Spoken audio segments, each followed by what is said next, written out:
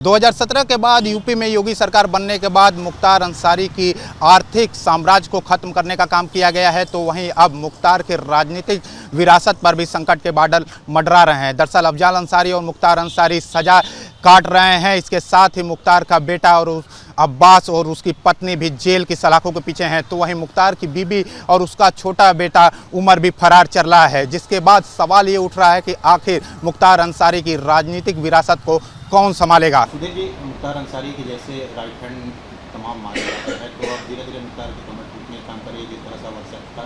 इसके साथ ही राजनीतिक वर्षा भी मुख्तार का खत्म होते हुए देखने को मिल रहा है। विरासत कौन संभाल? देखिए, अब कोई रह नहीं गया, क्योंकि मुख्तार अब लड़ने योग्य रह नहीं गया। उसको सजाएं हो गई, अफजाल अंसारी को सजा हो गई। उनका लड़का है वो भी जेल में है, पत्नी फरार है, बहू जेल में है, तो अब कोई बचा नहीं उसके परिवार में। जो सिगुतुल्ला का परिवार है उससे बहुत अच्छे संबंध बताए नहीं जाते हैं। तो अब ये परिवार जो राजनीतिक विरासत थी ये खत्म हो गई है। और ये चुनाव तो मान लीजिए उसका लड़का विधायक है, लेकिन आगे आने वाले चुनाव में उसकी कमर टूट जाएगी और वो उसके परिवार से कोई आदमी एमपी या एमएलए हो नहीं पाएगा। ये माना जाता है कि जिस क्षेत्र में इसका वर्चस्व रहता है, किसी को भी परिवार के सदस्य को खड़ा कर दे तो उनके नाम पर वोट। देखिए, ये पहले समय की बात हो गई जब वर्चस्व रहता था। आज की तारीख में इसकी कमर टूट गई है, लोगों का संपर्क इसका टूट गया है, क्योंकि ये जेल में है और सीधे लखनऊ से इसकी मॉनिटरिंग होती है। तो कोई फ़ोन इस्तेमाल नहीं कर रहा है, लोग इससे मिल नहीं रहे हैं, तो धीरे धीरे इसके संपर्क टूटते जा रहे हैं। तब वो बात नहीं रह गई। अब आगे आने वाले चुनाव में आप देखिएगा, लोकसभा हो या विधानसभा हो, इसके परिवार से कोई भी लड़ेगा, बुरी तरह चुनाव हारेगा। ये माना जा रहा है कि अफजाल अंसारी की पत्नी लोकसभा का चुनाव लड़ सकती हैं गाजीपुर से। नहीं लड़ सकती हैं, लड़ने का अधिकार तो किसी को भी है, लेकिन अब वो ऐसा कुछ भी नहीं रहा। जो पहले रहता था कि लोग चुनाव जीतते थे, इनकी दहशत होती थी, लोग डर के वोट देते थे, अब ऐसा कुछ भी नहीं रहा। इनका राजनीतिक और आपराधिक कैरियर दोनों खत्म हो चुका है। अंसारी परिवार के जो पिताजी थे वो इनके फादर चेयरमैन रहे मोहम्मदाबाद नगर पालिका के। उसके बाद उन्होंने एक तरीके से अपनी राजनीतिक विरासत जो दी थी वो अपने दामाद को दी थी। तो ये लोग जो सेकंड पीढ़ी है अफजाल, उसमें जो हैं अफजाल अंसारी सरयू पांडे जो कम्युनिस्ट नेता, देश के एक बड़े कम्युनिस्ट नेताओं में से थे, उनके शिष्य रहे हैं। और 1984 में पहली बार विधानसभा का चुनाव उन्होंने जीता था।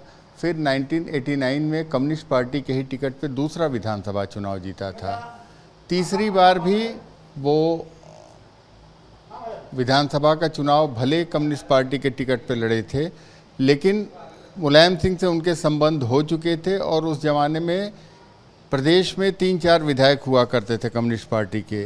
तो 93 में वो समाजवादी पार्टी में शामिल हो गए। उसके बाद 93, 96 और 5 बार वो विधानसभा का जो चुनाव जीते हैं मोहम्मदाबाद का, उसमें 2 बार कम्युनिस्ट पार्टी के टिकट पे जीते हैं, 3 बार सपा के टिकट पे जीते हैं।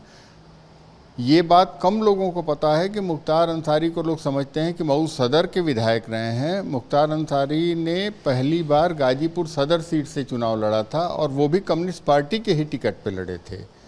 उसके बाद वो उस चुनाव में उनको पराजय का सामना करना पड़ा, तो उसके बाद वो फिर मऊ सदर चले गए और मऊ सदर से बसपा के टिकट पे पहली बार विधायक निर्वाचित हुए।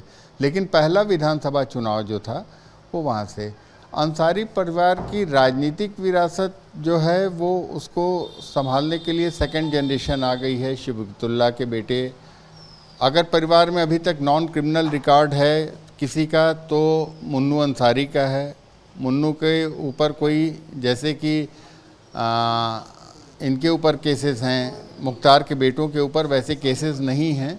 और मुख्तार का बेटा अब्बास वो भी विधायक हो चुका है। तो राजनीतिक विरासत के लिए ये माना जा रहा है कि मुन्नू और यही 2 लोग परिवार से आगे किए गए हैं, जैसे उस पीढ़ी में अफजाल और मुख्तार थे। जिस तरह से अब्बास अंसारी पर कार्रवाई हो रही है, छोटे बेटा फरार है, तो कहीं ना कहीं मुख्तार के बेटे पर तो लगातार कार्रवाई हो रही है। तो इस वजह से क्या अब मन्नू अंसारी केवल की विरासत संभाल पाएंगे या फिर अब्बास? नहीं, ये जो राजनीतिक विरासत की बात चल रही है, ये तो मुन्नू अंसारी और अब्बास दोनों लोग पैरेलल चलते रहेंगे, बराबर चलते रहेंगे, साथ चलते रहेंगे, क्योंकि वो पारिवारिक वो है। सीटें, कई सीटों पे ये लोग प्रभाव डालते हैं।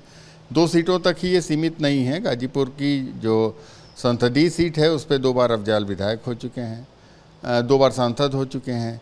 जो मेन इनकी आपराधिक उसकी विरासत की बात है, तो गॉड मदर के रोल में काफ़ी लंबे समय से, और पत्नी ही सारी राजदार होती है, तो 2005 से मुख्तार अंसारी जेल की सलाखों के पीछे हैं। पत्नी काफ़ी कुछ उनके राज को जानती है, उनकी जो बातें हैं वो एक्सिक्यूट कराती रही है, और अब्बास और उनके तक ही, मुख्तार तक ही मत सीमित रखिए।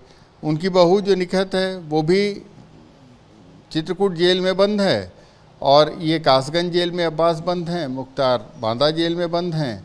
ये इन दोनों के ऊपर इनाम चल रहा है, उमर के ऊपर और इनकी पत्नी के ऊपर। जहाँ तक मेरा अपने तौर पे मानना है कि आपराधिक जो उनकी गतिविधियाँ हैं, जो उसको बढ़िया ढंग से एक्सिक्यूट करने वाला है वो उमर ही होगा, और बाकी गॉड मदर के रूप में जो उनकी पत्नी है वो सारी चीज़ों को करवाती रहेंगी। मुख्तार अंसारी गैंग के खिलाफ क्या क्या कार्रवाइयाँ अभी तक हुई हैं, और उसकी जो गैंग के लोग हैं जो फरार चल रहे हैं, उनके परिवार के लोग हैं, उनकी गिरफ्तारी के लिए क्या चल रहा है? देखिए, इसमें 61 मुकदमे दर्ज हैं। ये IS 191 में आइडेंटिफाइड है उत्तर प्रदेश में, और इसके जितने भी मेंबर्स हैं उनको आइडेंटिफाई करके उनके विरुद्ध भी कार्रवाई चल रही है, और ख़ासकर इनके परिवारीजन हैं। जैसा कि आप जानते हैं कि 6 मुकदमों में तो मुख्तार अंसारी को सज़ा हो चुकी है, जिसमें 2 गैंगस्टर एक्ट के मुकदमे हैं, 10 वर्ष की सज़ा है, और साथ में एक मर्डर का जो मुकदमा है कल ही, जिसमें आजीवन कारावास की सज़ा हुई है, और इससे पहले भी 2 मुकदमे उत्तर प्रदेश में ही उनमें सज़ा हो चुकी है। इसके अलावा एक टाडा का एक मुकदमा है दिल्ली में, उसमें 10 वर्ष की सज़ा इसको हो चुकी है। तो इस प्रकार 6 मुकदमे सज़ा हो चुकी है।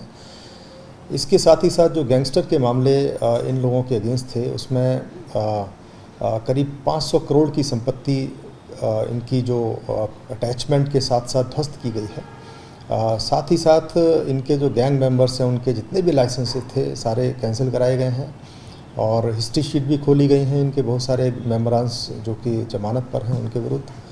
और इसके अलावा कुछ मेंबर्स को हम लोगों ने अभी भी हम लोग उनकी सर्विलांस पर हैं, चल रहे हैं हमारे इस पर वांटेड लिस्ट में चल रहे हैं।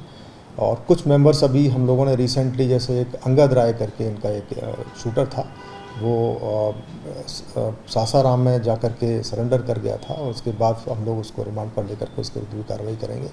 तो इस प्रकार के जो भी इसके मेंबर्स हैं, और जहाँ तक इसकी फैमिली मेंबर्स की बात है, उसमें आप ये जानते ही हैं कि इनकी वाइफ के विरुद्ध भी 3-4 मुकदमे दर्ज हैं, और वो भी फरार चल रही हैं। उनके विरुद्ध रिवार्ड भी घोषित है, और इनका एक पुत्र है अब्बास अंसारी, और उमर। अब्बास ऑलरेडी जेल में है, उमर उसी मामले में जिसमें कि अब्बास जेल में गया है उसमें वांटेड चल रहा है। उसके विरुद्ध मऊ जनपद से NBW जारी है। और इनकी इन दोनों माँ और बेटे की गिरफ्तारी के लिए किस तरीके से आप लोग की ओर से कार्रवाइयाँ की जा रही हैं? क्या लुकआउट नोटिस वगैरह जारी कर दिया? क्योंकि 1 साल से ज़्यादा का लगभग वक्त गुजर चुका है।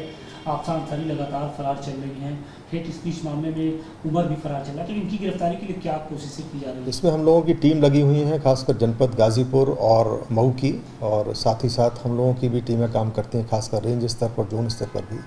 तो सभी लोग एक समन्वित प्रयास इसमें कर रहे हैं, और शीघ्र ही इसमें कुछ कार्रवाई होगी।